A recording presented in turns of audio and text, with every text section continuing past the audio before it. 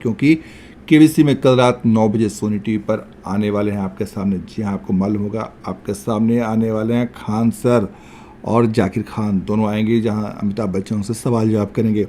इस बारे में वीडियो बनाकर भी हमने आपको बताया है, तो आज हम आपको बताने वाले हैं। क्या आप तैयार हैं इसके लिए? कुछ सवाल जवाब लेकर हम आए हैं जहां आपके साथ दो बातें होंगी, सवाल जवाब होगा, जहां आप कमेंट करके अपने सवाल, हमारे सवालों के जवाब दे सकते हैं। तो इसलिए हम कहे चलो छुट्टी का दिन है, थोड़ी आपसे बातें भी हो जाएंगी इस बहाने। तो क्या आप इसलिए तैयार हैं? और अगर हैं तो चलिए ठीक है, अच्छी बात है। नहीं है तो अब तैयार हो जाइए, क्योंकि अब हम आपके लिए सवाल लेकर आ गए हैं, जहाँ पर आज आपसे कुछ सवाल जवाब कर पूछेंगे कैसे क्या है मामला।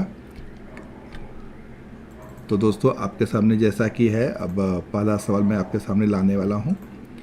और जी हाँ दोस्तों, तो आप इसका जवाब दे सकते हैं। और ये मैं सवाल आपकी स्क्रीन पे ये रहा,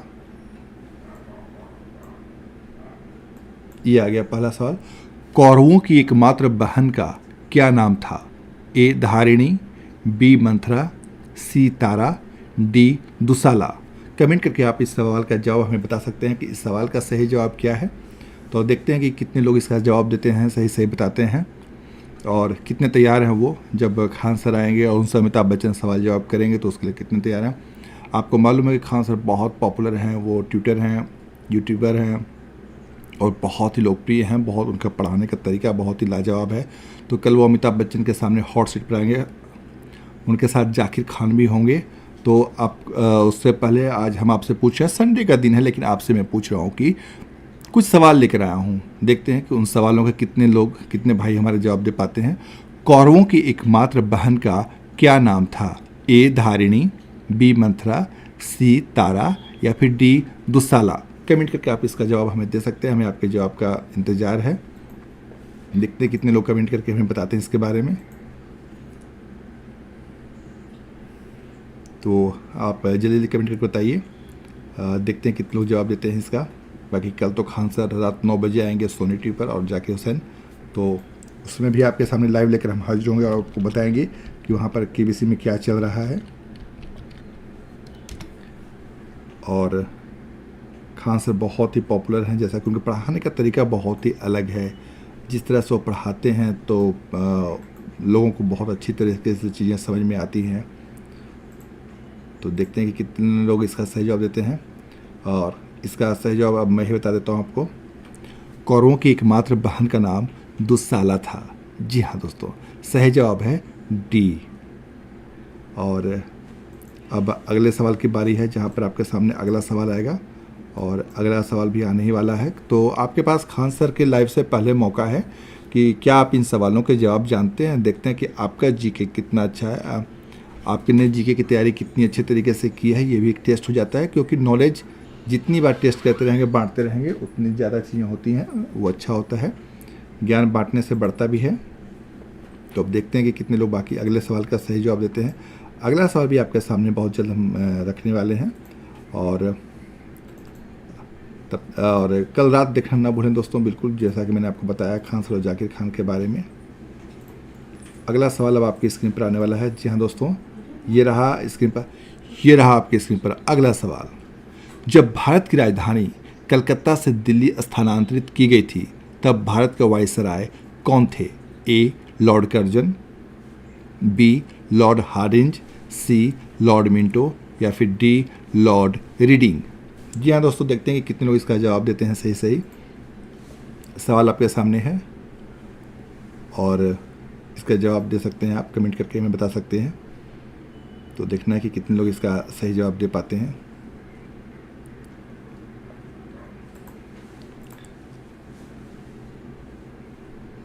तो खान साहब जब सेट पे आते हैं, जो प्रोमो सोनी वालों ने रिलीज़ किया है वो बहुत ही ज़बरदस्त है, और सोशल मीडिया पर उसके शानदार रिएक्शंस भी आ रहे हैं।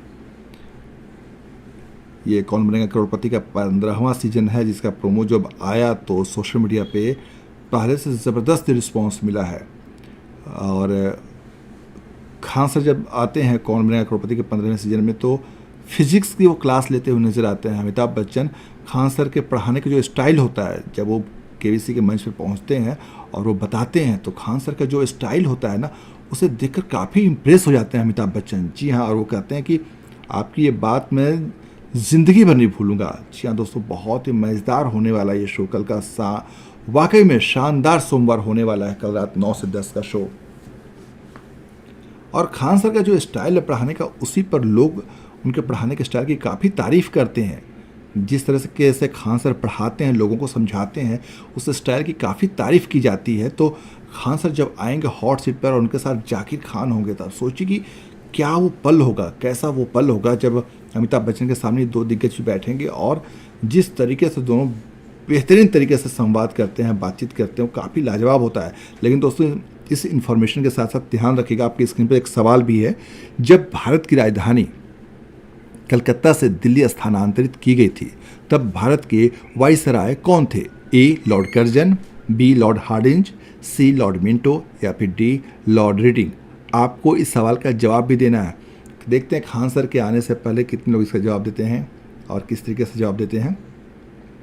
और दोस्तों ये भी बता दें कि अभी तक 2 लोग ऐसे हैं जिन्होंने कौन बनेगा करोड़पति में आकर 1-1 करोड़ रुपए जीत लिया, यानी कि 2 करोड़पति अभी तक बन चुके हैं। जी हाँ दोस्तों, याद होगा कि 14वें सीजन में कविता चावला थी जिन्होंने 1 करोड़ रुपए जीता था। वो भी मुझे याद है अगस्त या सितंबर का ही महीना था, वो भी जब महाराष्ट्र की कविता चावला आई थी और महाराष्ट्र की कविता चावला ने 1 करोड़ रुपए जीता था। शानदार तरीके से खेलते हुए उन्होंने, बहुत ही इंटरेस्टिंग था उनका भी शो, और शानदार तरीके से खेलते हुए उन्होंने 1 करोड़ रुपए की इनाम राशि जीती थी। वो ज़्यादा पढ़ी लिखी तो नहीं थी, लेकिन नॉलेज बहुत थी उनके पास, क्योंकि वो अपने बच्चों को पढ़ाती थी और केबीसी की तैयारी बहुत समय से कर रही थी। तो उस तरह से वो जीती थी। और इस बार जो 15वां सीजन चल रहा है दोस्तों, तो इस बार 2-2 करोड़पति अभी तक आ चुके हैं। जी हाँ दोस्तों, पहले करोड़पति पंजाब से आए थे और दूसरे जो करोड़पति आए हैं वो उत्तर प्रदेश के आजमगढ़ से आए हैं। तो जो जसनील आया है, जसनील कुमार जो हैं दूसरे करोड़पति बने हैं केबीसी के 15वें सीजन में, तो ये आजमगढ़ से बिलोंग करते हैं, ताल्लुक़ रखते हैं। और जसनील कुमार काफ़ी गरीब फैमिली से आते हैं और वो जिस तरीके से उन्होंने खेला और जो अंदाज उनका दिखा, हर किसी की आंखें नम हो गई थी। हर कोई वहाँ पे भावुक हो चुका था कौन बनेगा करोड़पति के सेट पर, यहाँ तक कि अमिताभ बच्चन भी भावुक हो गए थे, उनकी आंखें भी नम हो गई थी। और अमिताभ बच्चन ने जिस तरीके से जब वो गले मिले, उनके पैर छूने की कोशिश की, वो पल वाकई में गजब का था दोस्तों। लेकिन उस बारे में भी हमने वीडियो तो बनाया है, लेकिन एक जो आखिरी पल था उसमें जब वो करोड़पति बने थे और जब उनकी आंखों में आंसू थे, वो आखिरी पल था। तो वो भी अलग से एक वीडियो, अगर आप लोग कहेंगे तो अलग से एक वीडियो बनाकर हम उसके बारे में भी बताएंगे कि कैसा वो रहा, क्या था। और ऑडियंस उनके सम्मान में उठ खड़ी भी थी। तो दोस्तों, इस सवाल का जो जवाब है, अब आपकी स्क्रीन पर जो सवाल था कि जब भारत की राजधानी कलकत्ता से दिल्ली स्थानांतरित की गई थी, तब भारत के वाइसराय कौन थे? इसका सही जवाब है बी लॉर्ड हार्डिंज। तो अब इसके साथ ही अगला सवाल भी आएगा। तो दोस्तों, मैं बताया था आपको जसनील के बारे में कि जसनील का बहुत ही, उनके पिताजी गरीब हैं, उनका कच्चा मकान है, पक्का मकान अभी तक नहीं है उनके पास। और इस तरीके से बहुत ही गरीबी में उनका जीवन गुजर रहा था। उनके पिताजी का सपना था कि उनका भी अपना एक पक्का मकान होता। और जसनील जिस तरह से गरीबी में जीवन गुजारा उन्होंने, वो बीच नहीं देखा था। उन्होंने मुंबई में रहते हैं, वो काम करते हैं, लेकिन बीच नहीं देखा था। और जितनी गरीबी में उन्होंने जीवन गुजारा है, जिस तरीके से वो आए हैं यहाँ पर केबीसी के लिए, उन्होंने 12 साल तक तैयारी की है, तो वो सारी चीज़ें इतनी आप यकीन नहीं कर सकते हैं। जो चीज़ें उनके बारे में मैं आपको आगे आकर और भी बताऊंगा आपको कि जो चीज़ें गुजरी हैं, क्या क्या देखा उन्होंने जीवन में। और जब यहाँ से वो 1 करोड़ जीतते हैं तो उनके चेहरे पर जो खुशी आती है और जो भाव आते हैं, वो देखकर अमिताभ बच्चन भी भावुक हो जाते हैं। और जो पल होता है, और ऐसा भी नहीं है कि उनसे आसान सवाल पूछे गए थे, उनसे सवाल भी बहुत मुश्किल सवाल पूछे गए थे, लेकिन उन्होंने हर सवाल का बहुत ही बेहतरीन तरीके से जवाब दिया। और इस तरह से वो करते हुए पहुंच गए। उनसे 7 करोड़ रुपए का भी सवाल किया गया था। जी हाँ दोस्तों, आपकी जानकारी के लिए बता दूं मैं कि जसनील से 7 करोड़ रुपए का भी सवाल किया गया था। और क्या हुआ था वो भी बताऊंगा। उससे पहले मैं आपसे अगला सवाल अब आपके सामने रखने वाला हूं, ताकि आप लोग अगले सवाल के लिए भी तैयार हो जाएं और उसके बारे में भी कुछ बातें हों। बातें तो आपसे होती रहेंगी, बात करने ही आया हूँ मैं आपसे। और बात करते करते बीच में आपसे सवाल भी पूछूंगा ताकि आप उसका जवाब भी देते रहें हम लोग। और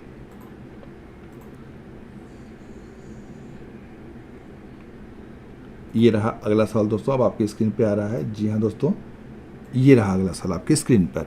इनमें से कौन सा भारत के केंद्र शासित प्रदेश के भीतर स्थित है? ए, भारत में सबसे ठंडा स्थान। बी, भारत का सबसे पुराना राष्ट्रीय उद्यान। सी, भारत का सबसे बड़ा जिला। या फिर डी, भारत में सबसे बड़ा नदी डेल्टा। इनमें से कौन सा भारत के केंद्र शासित प्रदेश के भीतर स्थित है? ए, भारत में सबसे ठंडा स्थान। बी, भारत का सबसे पुराना राष्ट्रीय उद्यान। सी, भारत का सबसे बड़ा जिला। या फिर डी, भारत में सबसे बड़ा नदी डेल्टा। आप कमेंट करके इसका जवाब बता सकते हैं दोस्तों। तब तक कुछ बातें आपसे और हो जाए। जैसा कि हम आपको जसनील के बारे में बता रहे थे, तो जसनील आजमगढ़ के रहने वाले हैं, तो आपको मैंने बता दिया पहले ही। गरीब फैमिली से बिलोंग करते हैं, ये भी आपको जानकारी दे दी। अब आपको जो बताने जा रहा हूँ वो थोड़ा अलग है। उसमें ऐसा नहीं है कि जसनील से वो चूँकि गरीब फैमिली से बिलोंग करते हैं तो उनसे आसान सवाल पूछे गए या उनके लिए फेवर में चीज़ें की गई, ये बिल्कुल नहीं था। उनसे बेहद कठिन कठिन सवाल पूछे गए थे और जिस तरीके से जसनील उन सवालों के जवाब दे रहे थे, अमिताभ बच्चन भी उससे इम्प्रेस हो गए उनके सवाल के जवाब देने के तरीके से। और अमिताभ बच्चन ने भी कहा कि जिस तरीके से जवाब दिया वाकई वो काबिल तारीफ़ है और वो बहुत ही सादगी के साथ पहुँचे थे। जी हाँ दोस्तों, क्योंकि जसनील पहुँचे, उन्होंने कभी जब केबीसी के सेट पर पहुंचे तो उन्होंने कहा कि उन्हें ठंड लग रही है और उनके हाथ काम नहीं कर रहे हैं, ठंड की वजह से हाथ उनके जाम हो गए हैं। जैसा कि जसनील ने गेम के दौरान बताया था कि उनके हाथ जाम हो गए हैं और ठंड की वजह से काम नहीं कर रहे हैं। तो अमिताभ बच्चन ने उनसे बातें की, तो मतलब जब प्रोमो आया था तो लोगों ने सोचा ऐसा कैसे हो सकता है, केबीसी का सेट तो एसी फुल्ली एसी होता है, वो एसी टेम्परेचर कंट्रोल्ड होता है, वो ऐसा कैसे कर सकता है। लेकिन जब एपिसोड ऑन एयर हुआ, पूरा एपिसोड सबके सामने आया, तो लोगों को समझ में आया कि मामला क्या था। वाकई में एक तो अमिताभ बच्चन के सामने बैठे हैं वो हॉट सीट पर, वो केबीसी खेल रहे हैं और फास्टेस्ट फिंगर फर्स्ट खेल कर जीत कर यहाँ तक पहुँचे हैं। उसके बाद उन्हें ठंड वाकई में लग रही थी। जब उन्होंने ये कहा तो अमिताभ बच्चन ने उनकी बातें सुनी। फिर अमिताभ बच्चन ने कहा कि अगर आपको ठंड लग रही है तो बताइए, इसका इंतज़ाम हम किए देते हैं, हम फ्लोर मैनेजर हैं यहाँ का, समझ लीजिए, तो बताइए ना, ठंड कम करनी है। और फिर उन्होंने वहाँ पे जो क्रू मेंबर्स होते हैं, जो शूट होता है उसके बाकी जो वहाँ पे लोग होते हैं प्रोडक्शन टीम की तरफ से, उनको कहा कि भाई मेरी गाड़ी बाहर खड़ी है और उसमें मेरा जैकेट पड़ा है। अमिताभ बच्चन जब शूट के लिए पहुँचते हैं, सेट पर आते हैं, तो घर से वो अपने कपड़े पहनकर अपने हिसाब से आते हैं और उसके बाद अपनी वैनिटी वन में वो चीज़ों को मतलब जो घर से पहन के आते हैं छोड़ देते हैं और यहाँ पर फिर आते हैं। फिर उनके जो मेकअप आर्टिस्ट होते हैं उनका मेकअप करते हैं, उनको कॉस्ट्यूम्स अपने देते हैं, पहनने के लिए देते हैं, अलग से कॉस्ट्यूम आता है पहनने के लिए, वो पहन कर फिर वो मंच पर सेट पर आकर बैठते हैं। ये सब पूरा अलग है। उसके बाद अमिताभ बच्चन जब उनकी वैनिटी वैन होती है उसमें अपना जैकेट रखा था, तो उन्होंने कहा कि जैसा कि बताया कि अपने आदमी को बोला कि भाई मेरा आदमी होगा उसको जाकर बोल दो कि बाहर जैकेट रखी है हमारी गाड़ी में, तो वो जैकेट जाकर ले आए। तो अमिताभ बच्चन ने ये भी मजाक किया कि घर से जाकर नहीं लाना है, बाहर गाड़ी में रखी है वहाँ से जाकर लाना है। फिर एक आदमी बाहर जाता है, वहाँ से जैकेट लेकर आता है। अमिताभ बच्चन का बहुत खूबसूरत वाइट और ब्राउन कलर का था जैकेट, वो बहुत ही खूबसूरत प्यारा सा जैकेट था। फिर वो जैकेट लेकर आता है अंदर और अमिताभ बच्चन उसे देते हैं जैकेट। तो पहले तो ये मजाक लगता है कि ऐसा हो सकता है क्या, रियल है क्या, लेकिन ये सब कुछ रियल था। अमिताभ बच्चन ने जसनील को जैकेट दिया, जसनील जैकेट को अपने दिया ही नहीं बल्कि अपने हाथों से अमिताभ बच्चन ने जसनील को जैकेट पहना दी। तो जसनील भी चौंक गए जब अमिताभ बच्चन उनको जैकेट पहनाया और अमिताभ बच्चन से उन्होंने पूछा, अमिताभ बच्चन ने कहा कि भाई साहब ये हो गया आपका। तो जसनील ने पूछा सच में सर? वो भी बहुत इनोसेंस के साथ, बहुत इनोसेंट के साथ, बहुत ही मासूमियत के साथ जसनील ने अमिताभ बच्चन से पूछा कि सच में सर? और वाकई में वो पल बहुत ही कुछ अलग ही किस्म का था। वो पल जब जसनील ने अमिताभ बच्चन से सवाल किया और फिर अमिताभ बच्चन ने भी कहा कि हाँ ये हमारी तरफ से गिफ्ट है आपको। और वो जैकेट कहा कि वो हमेशा के लिए उनकी हो गई, मतलब जसनील की हो गई। अमिताभ बच्चन जो जैकेट पहन कर आए थे और जो जैकेट उन्होंने जसनील को पहना दिया, तो वो जैकेट अमिताभ बच्चन ने कहा कि अब जैकेट उनकी हो गई। तो काफ़ी इमोशनल पल था। खैर उसके बाद प्रशांता कुमार ने डी ऑप्शन को लॉक किया है कि जो अभी सवाल पूछा हमने, सवाल है कि इनमें से कौन सा भारत के केंद्र शासित प्रदेश के भीतर स्थित है। तो उन्होंने डी कहा, भारत में सबसे बड़ा नदी डेल्टा। और हमें लगता है कि हाँ, माफ़ कीजिएगा प्रशांता जी, गलत जवाब है ये। भारत में सबसे ठंडा स्थान, ए ऑप्शन सही जवाब है इसका। इनमें से कौन सा भारत के केंद्र शासित प्रदेश के भीतर स्थित है। तो ए भारत में सबसे ठंडा स्थान, भारत का सबसे पुराना राष्ट्रीय उद्यान बी था, वो गलत है, सी भी गलत है और डी भी गलत है। तो ए सही जवाब है इसका। कोई बात नहीं, ट्राई करते रहिए, ऐसे जवाब देते रहिए। और दोस्तों हाँ, तो दोस्तों हम लोग जसनील के बारे में बातें कर रहे थे। तो इस तरह से वो चीज़ें चलती रहीं और वो जैकेट पहन लिया उन्होंने, जसनील ने, और बैठे रहे अमिताभ बच्चन के सामने और फिर खेले। और जैकेट की बात हो रही तो जैकेट की बात पूरी बता के मैं क्लोज करता हूँ। फिर उन्होंने कहा कि जब गेम लास्ट हो गया तो फिर जसनील ने कहा कि सर जैकेट आपका तो वापस कर सकता हूँ लेकिन करूँगा नहीं, और आपका जैकेट मेरे लिए बहुत लकी रहा। और वाकई में उनके लिए अमिताभ बच्चन का जो जैकेट था बहुत लकी रहा, क्योंकि इस जैकेट को पहनकर जसनील ने 1 करोड़ रुपए जीता था दोस्तों। जी हाँ, इसी जैकेट को पहनने के बाद वो 7 करोड़ तक पहुँचे और 1 करोड़ रुपए वो जीत भी चुके थे। तो वाकई में उनके लिए बहुत बेहतरीन जैकेट थी, लकी जैकेट साबित हुआ। तो ये बहुत ही शानदार था ये मामला।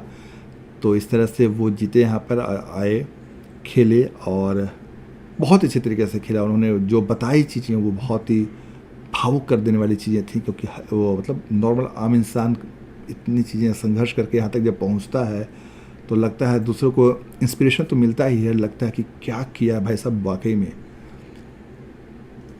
और वो पहले दिन खेला उन्होंने, फिर वो रोल ओवर कंटेस्टेंट बन गए। उसके बाद अगले दिन भी वो आए, 29वें एपिसोड में पहले दिन आए थे, अगले दिन भी आए और 1 करोड़ का सवाल का जवाब देकर करोड़पति बन गया। उनसे 7 करोड़ रुपए का भी सवाल पूछा गया और वो कंफ्यूज थे। दरअसल जो केबीसी का नियम है कि अगर आपसे 7वें करोड़ का सवाल का जवाब पूछा जाता है, सवाल पूछा जाता है और आपके पास अगर लाइफलाइन बची हुई भी होती है तो आप उसका इस्तेमाल नहीं कर सकते। लाइफलाइन, वो नियम है ऐसा केबीसी का कि 7 करोड़ के सवाल के जवाब के लिए आप लाइफलाइन का इस्तेमाल बिल्कुल नहीं कर सकते। और वहाँ पर जाकर के आप, और फिर उनके पास लाइफलाइन थी लेकिन उन्होंने लाइफलाइन का इस्तेमाल नहीं किया। हम कर ही नहीं सकते थे, नियम जो है। फिर उनसे 7 करोड़ का सवाल पूछा गया तो अब बात थी कि 7 करोड़ का जवाब, उनके पास लाइफलाइन थी नहीं। जवाब को लेकर वो कंफ्यूज थे, इसका जवाब होगा क्या। और फिर वो अब अगर वो गलत जवाब हो जाता उनका, जसनील का जवाब अगर 7 करोड़ के सवाल पर 16वें प्रश्न का वो जवाब देते, तो अगर वो जवाब गलत हो जाता तो 3,20,000 रुपये गिर जाते, और अगर जवाब सही होता तो उनको 7 करोड़ रुपये मिल जाते। बहुत ही मुश्किल ऑप्शन होता है ये, इतना आसान नहीं होता इस पल को झेलना। सोचिए उस आदमी पर कितना प्रेशर रहा होगा। कोई भी, अगर हम हो, आप हो, उस सीट पे जब पहुंच जाएं और उस मुकाम पे पहुंच जाएं जहां आपसे 7 करोड़ रुपए का सवाल पूछा जा रहा है और आप जवाब को लेकर कॉन्फिडेंट नहीं हो, आपको बस लगे कि हाँ ये जवाब सही हो सकता है। अब हो या ना हो वो अलग चीज़ है, लेकिन हो सकता है, जहाँ ये ता आता है दोस्तों, तो सोचिए दिमाग पर कितना प्रेशर चल रहा होगा। क्योंकि 1 करोड़ आप जीत चुके हैं, एक सही जवाब आपको 7 करोड़ तक पहुंचा देगा, गलत जवाब आपको 3,20,000 रुपये ला देगा। तो अब इस समय जसनील बहुत कंफ्यूज हुए। एक ऑप्शन उनके दिमाग में खटक रहा था, हम वो आगे सवाल भी बताएंगे आपको। एक ऑप्शन उनके दिमाग में खटक रहा था और रिस्क ये भी था कि गलत हो गया तो सारे सपने जो उन्होंने देखे हैं, उनके पिताजी ने देखे हैं, कच्चे मकान से पक्के मकान में जाने का, जहाँ छतें टपकती हैं, घर में पानी आता है, उस दौर से निकल कर एक अच्छी ज़िंदगी बिताने का मौका मिल रहा है। गलत जवाब देंगे तो ये मौका हाथ से चला जाएगा, सपने अधूरे रह जाएंगे, फिर से बिखर जाएंगे। केवल अपना नहीं, पिताजी का सपना, बेटे का सपना, बीवी का सपना। इसलिए सबका नाम ले रहा हूँ कि बेटे का सपना था कि उसने कहा था कि पापा जब आप केबीसी में जाना तो वहाँ से चमचमाती कार लेकर आना, तो वो कार का सपना बिखर जाता।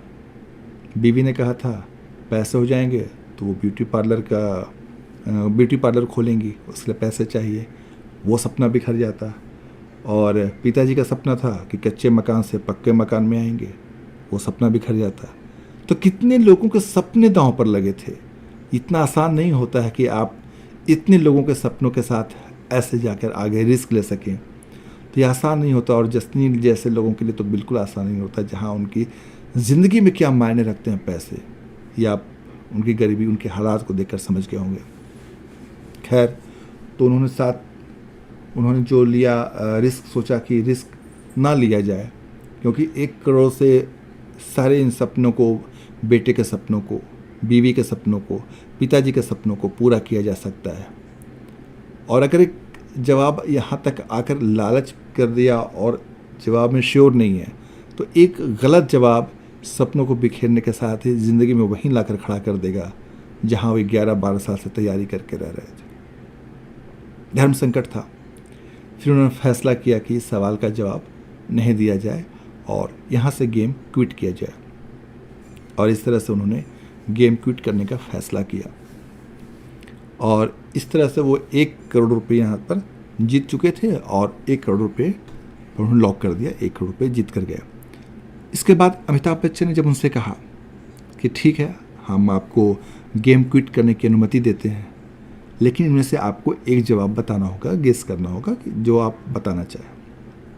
इसके बाद जसनील ने एक गेस भी किया,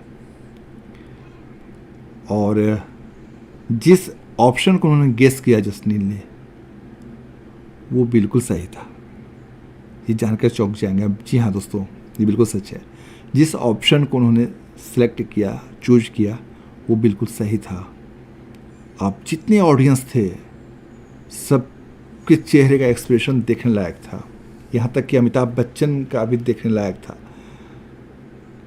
क्योंकि इससे पहले झारखंड की मधुरिमा जी आई थी और वो भी अच्छी खासी रकम जीत गई थी। वो 12.5 लाख रुपए जीत चुकी थी। उनसे 25 लाख रुपए का सवाल अमिताभ बच्चन ने पूछा था, और 12.5 लाख जीत चुकी थी वो। सही जवाब उनको 25 लाख रुपए दिला देता, और गलत जवाब उनको 3,20,000 रुपये लेकर पहुंचा देता। तो उन्होंने वहाँ पर एक लाइफलाइन का इस्तेमाल किया था, डबल डिप लाइफलाइन का इस्तेमाल किया था, जो इस बार शुरू किया गया केबीसी में। और दोस्तों, हालांकि श्योर नहीं थी, अमिताभ बच्चन ने इशारा भी किया था कि अगर आप किन्हीं इस सवाल के किन्हीं 2 जवाबों को लेकर कंफ्यूज्ड हैं, तो आप डबल डिप इस्तेमाल कर सकती हैं, क्योंकि डबल डिप का जो नियम होता है, जो बनाया है केबीसी में, इस पर बनाया गया है, उसमें के मुताबिक अगर आपने डबल डिप का लाइफलाइन का इस्तेमाल कर लिया, तो फिर आप गेम क्विट नहीं कर सकते। आपको 2 ऑप्शन चूज करने होंगे, और उनमें से एक सही होना चाहिए। अगर पहला ऑप्शन आपने चूज किया, जवाब लॉक किया, और वो गलत साबित हो गया, तो कोई बात नहीं, आपके पास एक ऑप्शन और बचा है। सेकेंड ऑप्शन आप चूज कीजिए। सेकेंड में भी आपने जो चूज किया वो सही होना चाहिए। अगर वो भी गलत हो गया तो आप गेम से बाहर हो जाएंगे और जीती हुई रकम हार जाएंगे, जो मिनिमम अमाउंट होता है वहाँ पे लॉक पहुँच जाएंगे। और तो उन्होंने यही किया, और उनके दोनों ऑप्शन गलत हो गए, और वो कहाँ 12.5 लाख जीत रही थी, 25 लाख का सवाल था, वो वापस 3,20,000 रुपये पहुँच गई। तो यही हालात जसनील के भी सामने थे, लेकिन जसनील ने नहीं किया। लेकिन जसनील का क्या मामला था, इन्होंने जो ऑप्शन को लॉक किया वो बिल्कुल सही था। तो इस तरह से जसनील, खैर, उन्होंने फैसला सही लिया। तो जसनील इस तरह से यहाँ पर 1 करोड़ रुपये जीत कर गया। अब मैं आपसे पूछने वाला हूँ कि जो 1 करोड़ रुपये का सवाल पूछा गया था, वो मैं आपसे पूछने वाला हूँ। किसके द्वारा किए गए यज्ञ के बाद बचे सोने का उपयोग पांडवों ने अपने राजकोष को फिर से भरने और अश्वमेध यज्ञ आयोजित करने के लिए किया था? सवाल एक बार फिर से मैं दोहरा देता हूँ। किसके द्वारा किए गए यज्ञ के बाद बचे सोने का उपयोग पांडवों ने अपने राजकोष को फिर से भरने और अश्वमेध यज्ञ आयोजित करने के लिए किया था? ए विकर्ण, बी मरुत, सी कुबेर, डी लिखित। ये ऑप्शन थे। ये 1 करोड़ रुपये का सवाल था। अगर आपको इसका जवाब पता है तो आप भी कमेंट करके हमें इसका जवाब बता सकते हैं। हमें आपके कमेंट का इंतज़ार है। देखते हैं कितने लोग इसका कमेंट करके हमें जवाब देते हैं। सवाल तो मैंने आपसे पूछ लिया है। ये 1 करोड़ रुपए का सवाल था जो पूछा गया था दोस्तों। तो इसका सही जवाब है मरुत। जी हाँ दोस्तों, और इस सवाल के जवाब के साथ ही उन्होंने 1 करोड़ रुपए का जीत लिया था धनराशि।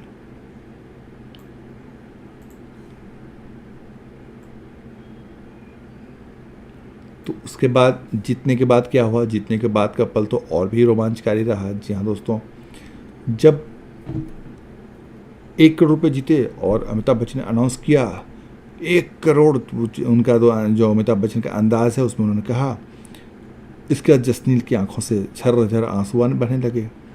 सोचने लगे, फिर वो अमिताभ बच्चन भी अपनी सीट से उठते हैं, जसनील भी उठते हैं और जसनील अमिताभ बच्चन के पैरों में गिर जाते हैं। वो कहते हैं ना दंडवत प्रणाम करना, तो गिर गए वो अमिताभ बच्चन के पैरों में। अमिताभ बच्चन ने फिर उठाया, उनको गले लगाया।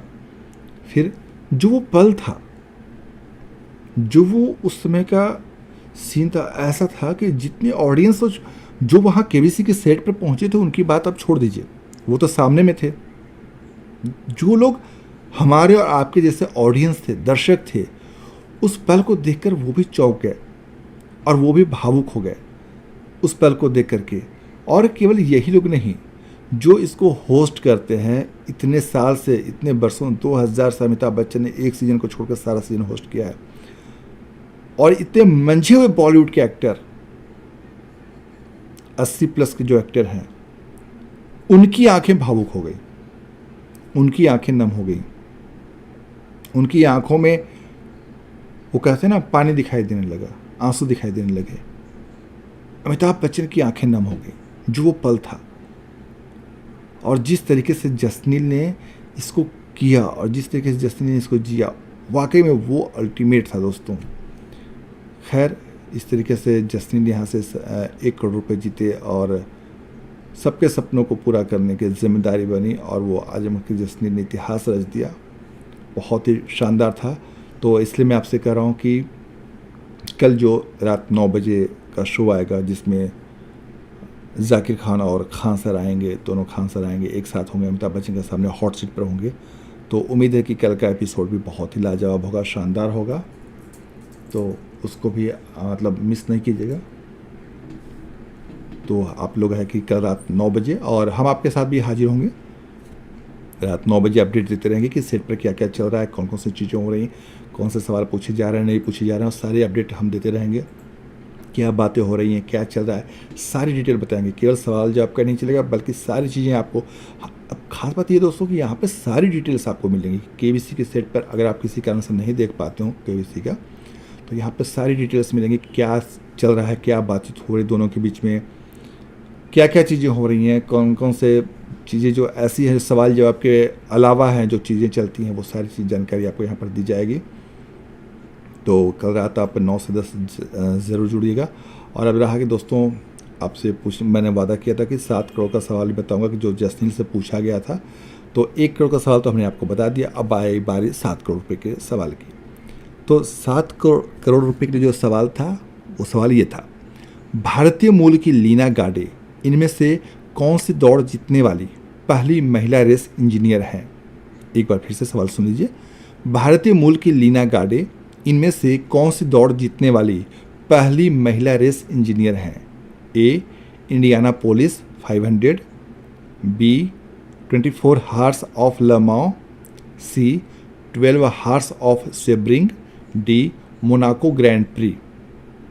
अब इसी सवाल के जवाब पर उनके सामने, मतलब वो कहते हैं ना यक्ष प्रश्न होना, यक्ष प्रश्न था कि इसके वो सही जवाब दे पाते हैं या नहीं दे पाते हैं, या क्या कितना देते हैं। और यही वो सवाल था जिस पर उन्होंने क्विट किया था गेम को। और इसका सही जवाब था दोस्तों ऑप्शन बी, इंडियानापोलिस 500। माफ़ कीजिएगा, option B, 24 hours of Le मांस। ये बिल्कुल इसका सही जवाब था, बी ऑप्शन। लेकिन चूँकि जसनील एकदम से श्योर नहीं थे, उन्होंने मतलब इस पर रुके तो थे, अटके थे, लेकिन श्योर नहीं थे, तो यहीं पर उन्होंने गेम से क्विट किया और उनका बिल्कुल 1 करोड़ रुपये यहाँ से जीत कर गए। तो इस तरह से काफ़ी अच्छा खेला उन्होंने, उनके खेल के अमिताभ बच्चन ने आपको पता तारीफ़ की थी। जसनील ने तैयारी कैसे की, बहुत बिल्कुल इंपॉर्टेंट चीज़ है, एक आपको बताना चाहता हूँ मैं जाते जाते। दरअसल दोस्तों, जसनील क्या करते थे कि वो उनकी ड्यूटी सुबह दोपहर से शुरू होती थी, 11 बजे के बाद से उनकी शिफ्ट दोपहर 12 बजे से शिफ्ट शुरू होती थी। वो काम करते थे, जॉब भी करते थे, रात में घर लौटते थे। तो उनकी एक आदत थी कि वो न्यूज़पेपर पढ़ते थे। जी हाँ दोस्तों, तो उसमें क्या होता था कि वो न्यूज़पेपर पढ़कर नोट्स बनाते थे। और इतना ही नहीं, जो केबीसी में करोड़पति के सवाल होते थे उसके लिए वो बहुत गौर से देखते थे और नोट्स प्रिपेयर करते थे। और न्यूज़पेपर पढ़ पढ़ कर उन्होंने जो ज्ञान अर्जित किया, पिछले 12 साल से वो ट्राई कर रहे थे केबीसी में आने के लिए जसनील। वहाँ से जो प्रैक्टिस की उन्होंने, ज्ञान अर्जित किया, उसके बाद वो कभी पीछे नहीं मुड़े। और जिस तरीके से पेपर के ज़रिए उन्होंने जब चीज़ों को समझा, जाना, तो वो उनको यहाँ पे केबीसी के हॉट सीट पर आया तो बहुत फ़ायदा भी मिला उस चीज़ का उन्हें। और सारे सवालों के जब जिस तरीके से उन्होंने जवाब दिया, कठिन कठिन सवालों के, जैसे अब ये लक बाई चांस है, ये नहीं कह सकते कि केबीसी के आयोजक हैं या इसके जो प्रोड्यूसर्स हैं वो पार्शलिटी करते हो, ऐसा नहीं है, ऐसा नहीं कहा जा सकता। बट इतना ज़रूर था कि इनसे जो सवाल पूछे गए थे वो बेहद मुश्किल वाले सवाल थे। ये नहीं था कि कभी कभी होता है कि आसान सवाल भी कंटेस्टेंट से पूछ लिए जाते हैं, लेकिन ऐसा नहीं था। जो सवाल पूछे गए थे वो सारे सवाल बहुत ही टफ सवाल थे, लेकिन जसनील ने बहुत ही शानदार तरीके से उन टफ सवालों के जवाब दिए। और जब जसनील जीतने के बाद अपने गांव आजमगढ़ के रहने वाले हैं जसनील, तो आजमगढ़ पहुंचे तो वहाँ पर उनका बहुत ही शानदार तरीके से, भव्य तरीके से स्वागत किया गया। फूल माला पहनाई गई, गांव में धूमधाम से बाजे साजे बजाए गए। गांव के प्रधान हैं, मुखिया हैं, वो भी बहुत खुश हुए, उनके गांव का नाम रोशन हुआ है, वहाँ से कोई करोड़पति बना है। और इस तरीके से उनका धूमधाम से स्वागत किया गया जसनील का, बहुत ही शानदार तरीके से स्वागत किया गया। जसनील पहुँचे तो, और अब जो पहुँचे तो वो केवल जसनील नहीं पहुँचे बल्कि लोगों के सपने वहाँ पहुँचे। उनके बेटे के सपने, बीवी के सपने, पिता के सपने, गांव के सपने, सारे सपने पहुँचे वहाँ पर, और सपने वहाँ पर साकार हो रहे थे, सच हो रहे थे। केबीसी ने जसनील की ज़िंदगी बदल कर रख दी। जी हाँ दोस्तों, और ऐसा ही कुछ जसकरण के साथ भी था। जसकरण जो पंजाब के तरन तारण ज़िले से थे, वो ऐसे गांव के रहने वाले थे जहां पर बुनियादी सुविधाएं तक गांव में मैसर नहीं है, मौजूद नहीं है, मुहैया नहीं है दोस्तों। उन्होंने भी अपने गांव के बारे में बताया था, और उन्होंने भी कहा था कि जब उनके पास पैसे होंगे, जसकरण ने बताया था कि जब उनके पास पैसे होंगे तो वो अपनी फैमिली को अपने गांव से ऐसे जगह पे, ऐसे शहर में शिफ्ट करेंगे जहां पे बुनियादी सुविधाएं मौजूद हों। और इस वजह से वो चाहते थे कि पैसे हों ताकि वो अपने परिवार को शिफ्ट कर सके, ताकि गांव की ज़िंदगी से वो बाहर निकल सके, क्योंकि गांव में बुनियादी सुविधाएं मौजूद नहीं थी उनको पढ़ाई करने के लिए। वो उनके गांव से बहुत कम लोगों ने ग्रेजुएट किया है। जी हाँ दोस्तों, जसकरण ने जैसा बताया था कि उनके गांव से बहुत कम लोगों ने ग्रेजुएशन किया है, और पढ़ाई करने के लिए उनको 50 किलोमीटर का सफ़र डेली तय करना पड़ता है। चूँकि ये PCS UPSC IAS की तैयारी कर रहे हैं जसकरण, तो 21 साल के हैं वो, तो उनको बहुत सफ़र करके डेली लाइब्रेरी जाने के लिए 40-50 किलोमीटर का सफ़र तय करना पड़ता है, क्योंकि गांव में सुविधाएं नहीं है और उसके बिना चीज़ें होंगी नहीं। तो इस तरह से उन्होंने बताया था, और उस जसनील का भी वही ऐसा ही मामला था। तो केबीसी ने कई लोगों के सपने साकार किए हैं कि अब देखते हैं कि आगे क्या होता है। तो बने रहिए ऐसे हमारे साथ। कल रात 9 बजे आपके साथ एक बार फिर जुड़ेंगे, 9 से 10 तक, आप 9 से 10:30 बजे तक, माफ़